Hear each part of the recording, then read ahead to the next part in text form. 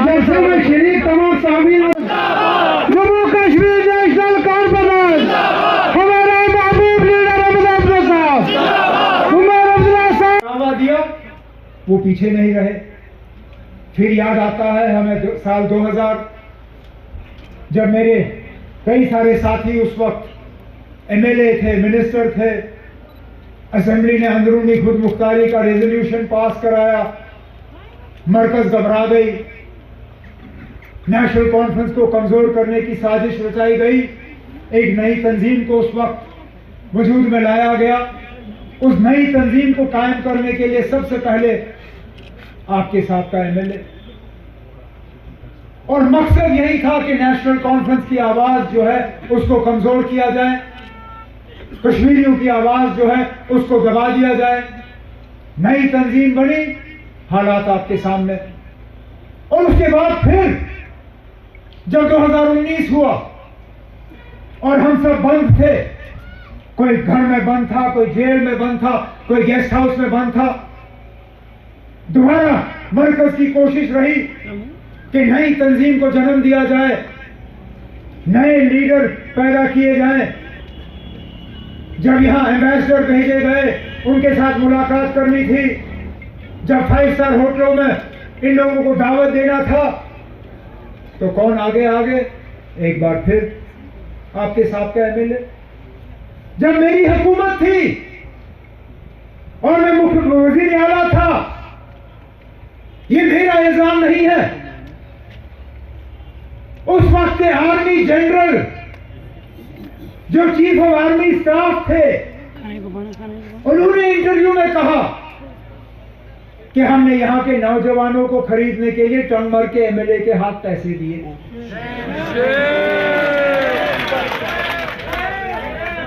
हमें उस वक्त उमर अब्दुल्ला की, आज मौजूदा हुकूमत में दिल्ली में मिनिस्ट्री कर रहा है।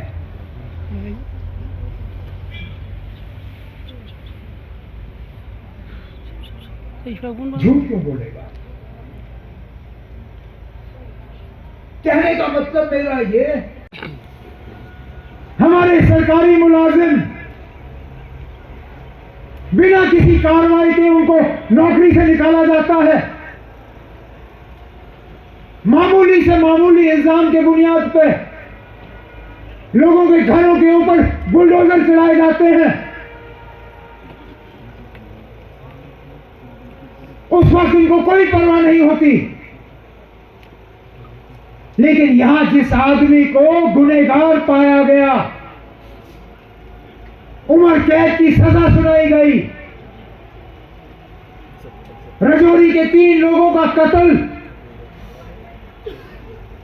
उसके हाथों, और वो खुलेआम घूमेगा। इसलिए मैं कहता हूं कि बार बार मरकज हमें ये याद दिलाती है कि हमारे खून की कोई कदर नहीं, हमारे जज्बातों का कोई ख्याल नहीं। हमारी क्या पहनते हैं, किस तरह पहनते हैं, इस पे हुकूमत दखल क्यों दे? और खासकर ऐसे ऑर्डर निकाले जाते हैं जिससे कि सीधा मुसलमान जो है वो टारगेट होता है। इससे पहले जब ये कर्नाटका में होता था तो हमें कोई हैरानगी नहीं होती थी, क्योंकि उस वक्त बीजेपी की हुकूमत थी कर्नाटका में। लेकिन आज अफसोस से कहना पड़ता है कि कांग्रेस की हुकूमत में इस तरह के फैसले हों और इस तरह के ऑर्डर जारी हों, ये एक बहुत अफसोसनाक बात है। मैं कांग्रेस की जो आला कमांड है, बिलखसूस कांग्रेस के सदर और कांग्रेस के जो सीनियर लीडर हैं खड़गे साहब, उनसे, सोनिया गांधी जी से और राहुल गांधी जी से, उनसे गुजारिश करूंगा कि मेहरबानी करके कर्नाटका में ये जो ऑर्डर जारी हुआ है इस पे दोबारा सोचें और इसको वापस लेने का काम करें। उमर साहब पार्लियामेंट्री सीट के पीछे धकेला जा रहा है, क्या लग रहा है आपको, क्या मकसद हो सकता है इलेक्शन के पीछे? इसमें एक ही मकसद है ना, बीजेपी वाले लोगों का सामना नहीं कर सकते। असेंबली तो छोड़िए, बल्दियाती इलेक्शन भी अब टाल दिए गए हैं। श्रीनगर में म्यूनसिपैलिटी रही नहीं, जम्मू में भी म्यूनसिपैलिटी ख़त्म हो रही है। आहिस्ता आहिस्ता जनवरी तक आपके तमाम म्यूनसिपैलिटी ख़त्म हो जाएंगे। जनवरी में आपके पंच और सरपंच भी नहीं रहेंगे। आखिरकार जिस चीज़ के हवाले से इन्होंने दुनिया को कहा था कि हमने 3 टियर डेमोक्रेसी यहाँ कायम किया है, अब उसका एक भी टायर नहीं रहा। सीधी सी बात है, अगर बीजेपी को ये लगता कि इलेक्शन में वो कामयाबी हासिल कर सकते हैं, उन्होंने अभी तक इलेक्शन कराया होता। पार्लियामेंट्री शेयरिंग पे क्या कहेंगे आप? एक साथ लड़ेंगे या पीडीपी के साथ लड़ेंगे? शेयरिंग का मामला है, सीट शेयरिंग। कोई सीट शेयरिंग की बात नहीं हो रही ना फिलहाल। मैंने जैसे कहा, इंडिया अलायंस पे जब इस पे बात होगी उस वक्त देखा जाएगा क्या फॉर्मूला इख्तियार होगा। लेकिन अभी ये जो 5 रियासत के इलेक्शन है, इनको मुकम्मल होने दीजिए, उसके बाद बात करेंगे।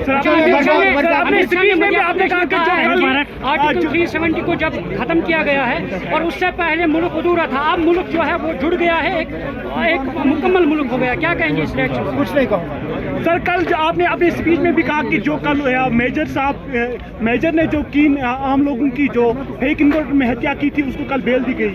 अपने स्पीच में भी आपने कहा, तो इस पर भी बताया। मैंने स्पीच में कहा, इससे ज्यादा क्या कहना है? उमर साहब में कहा ना, वही कहती। उमर साहब बात पीएचडी की करेंगे, पीएचडी आज कहीं नजर ही नहीं आ रही है। क्यों नहीं नजर आ रही ना? पिछले दिनों तो मीटिंग थी। और क्या आपको खुश करने के लिए हमें रोज मिलना है? जब कोई इशू होता मिलता है। पिछले दिनों इजराइल और गाजा में जो हो रहा है, उस मामले पे मीटिंग ज़रूरी थी। फारूक साहब ने पीएचडी के जो लीडर हैं, खासकर तारिगामी साहब और महबूबा मुफ्ती साहिबा, उनसे मुलाकात की। जब आगे जाके कोई ऐसा इशू होगा तो वो मुलाकात करेंगे। आपको खुश करने के थोड़ी ज़रूरी है। को दबाया जा रहा है।